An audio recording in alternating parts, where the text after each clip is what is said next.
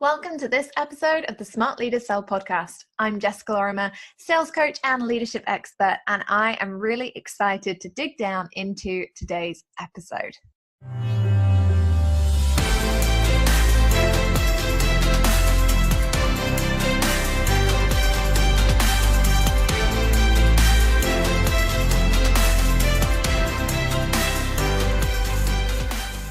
Okay, we are here and it is officially the second week of December. I could not be more excited. For me, the Christmas season is all about drinking mulled wine. It's about relaxing. It's about watching festive films. It's about not feeling guilty about the amount of chocolate that I'm eating because, let's face it, calories do not count at Christmas. But it is also the biggest selling season of the year. And for the majority of small business owners and the majority of online business owners, actually, it's the best time to be making sales in your business. Now, I've talked about this in longer episodes on the podcast. And as we all know, our 10-minute time on Wednesday is relatively short. But I just wanted to give you some December motivation, because one of the things that I often hear people say is, yeah, but you just don't know what it's like in my industry, and it's really different, and I'm starting to get tired, and so I just can't make those sales in December. And I just want to turn that on its head, because it is December. It is the season of ho-ho-hoing and Christmas caroling and getting things together. And if you are not making the most of this particular season when people already have their purses out or their wallets out, then you really are missing a trick. The thing is, at this time of year, we're all really tired. And people say this to me like it's new. And I get this because I'm one of those people, I'm like, when something happens to me, I'm like, oh my God, well, nobody else knows how difficult this is. Complete blinkers on. But people tell me this all the time. They're like, oh, Jess, you just don't know how tired I am. And I'm like, okay, cool. Welcome to the world. Yeah. That sounds really heartless, doesn't it? But it's true, because what often happens is that people will give me lots of excuses as to why they can't do the thing.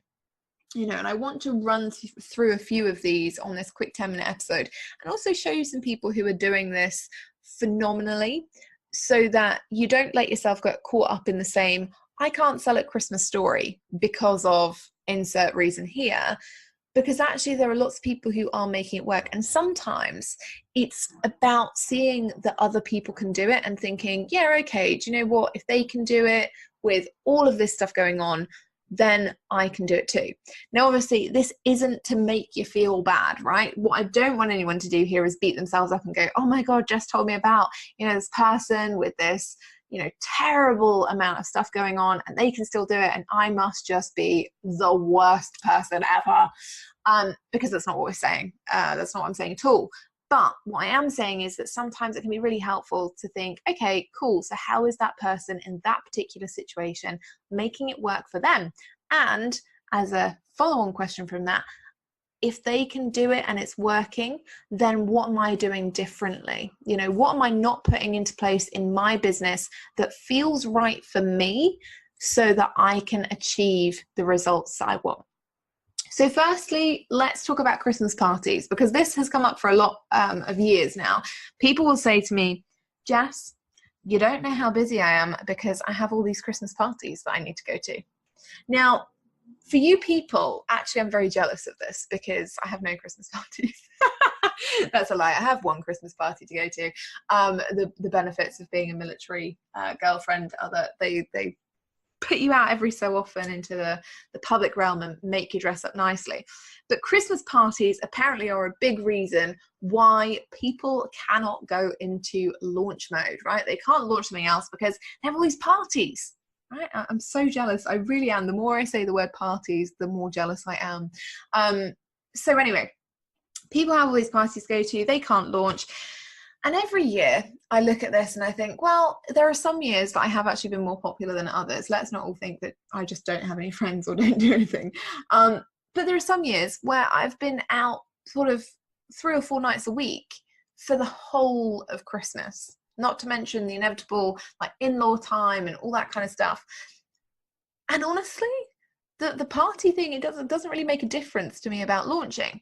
What does make a difference is scheduling. So if I know that I'm going to be away for a lot of December, like this year, I'm away for an awful lot of December. I'm spending time with Sam while he's off, and we're doing some fun things together. What I've done is batch created all of my content. I've scheduled it all out. So actually, when it's coming to you guys, you're getting all the value and everything, but I'm, sat drinking, a metric ton of mulled wine and probably not that coherent. So scheduling has saved my bacon on many occasions. So if you ask somebody who's got a really, really busy December and you're thinking that means you can't sell or you can't launch anything, don't get stuck in that story. Instead, start thinking about, okay, so when is it that I want to be selling? When is it that's going to work for my audience best? Can I batch create content around it? Can I schedule a bunch of emails that are going to go out? Can I record all my podcasts in advance? Can I, get my vlogs out onto YouTube beforehand? And start thinking about ways that you can make it work for you around these events. Think about ways that you can create the content in advance and schedule it in advance, rather than just going, oh well, I'm not going to be there, so it's not going to happen. Okay, now the second thing is, and this is for all of you superheroes who are parents, I get an awful lot of people who say, Jess, you don't know what it's like because you don't have children. And I wholeheartedly put my hands up. I have no idea what it's like to have children. And in all honesty, all I ever think about with parents is, I'm not sure how you guys manage this. You are miracle workers, right? Because producing a well-rounded, kind human being that contributes to society is probably one of the biggest jobs anyone could have. So I get a lot of people who do tell me, well, you don't understand what it's like because you don't have children. And I really don't. I don't have children. I can't magic up a couple just to pretend that I understand what that's like. But what I do have are a bunch of clients who do have children and who have been able to make it work. And again, the key here is about scheduling, right? So I have people who have one child. I have clients who have 2 children. I've got a client who has 6 children. Superhero status right there. You guys can't see, but I'm like bowing down by my computer because I just can't imagine how you would get anything done, let alone run a business and make sure that your kids weren't sticking their hands in the oven or something. So children is a biggie. And the clients that I have who have children who this particular season are manic because you're buying Christmas presents, you're going to nativity plays, you're going and delivering children at Christmas discos. I'm not sure that delivering was the right word there, but you know what I mean, dropping them off, you're taking them to school, they're having different parties, they're having to do fancy dress, they're making costumes. There is so much to do in this particular season. But the thing that, my clients who do have children, the thing that really impresses me is that they schedule like absolute superstars. Okay, they know that between the hours of 9 and 3, when their children are at school, that is when they are going to be the most productive on their business. And honestly, I've seen them get through writing 4 or 5 different blog posts, delivering client calls, going and doing Facebook live streams in their communities. The amount of stuff that a mother or father can get done in 6 hours of child-free time versus say me who kind of wanders around aimlessly room to room thinking, oh, maybe I'll take Max out, maybe I'll do that, is phenomenal. So have that free time, even if it's somebody else looking after your children for the day, a spouse or a family member, just so that you can get out there and really batch create that content, get things done that you need and have them scheduled so that you don't have to worry about them moving forward.